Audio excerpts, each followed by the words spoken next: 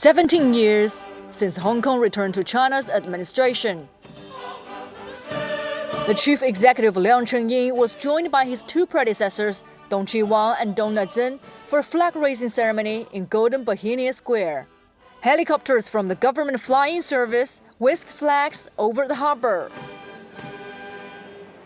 Fire service boats blasted water cannons in salute.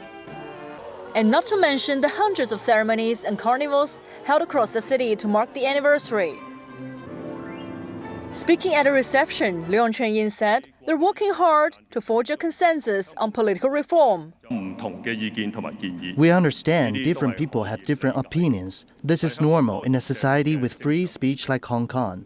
Our government will take great efforts to implement universal suffrage for chief executive election in 2017.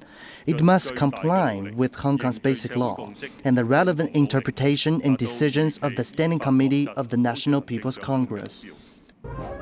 In 1997, the Golden Bohemia statue right behind me was built to mark Hong Kong's return to China.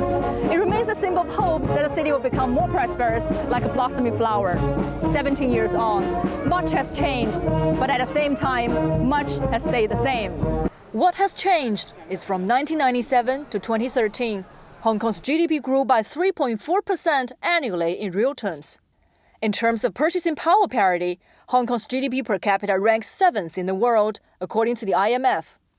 What has stayed the same is that the city maintains its own system and is vested with executive, legislative, and independent judicial power.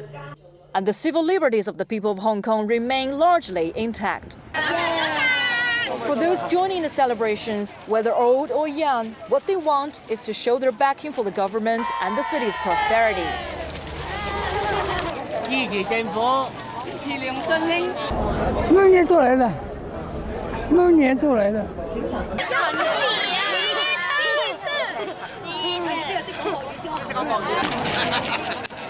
It seems the spirit of the city will be carried on from one generation to the next.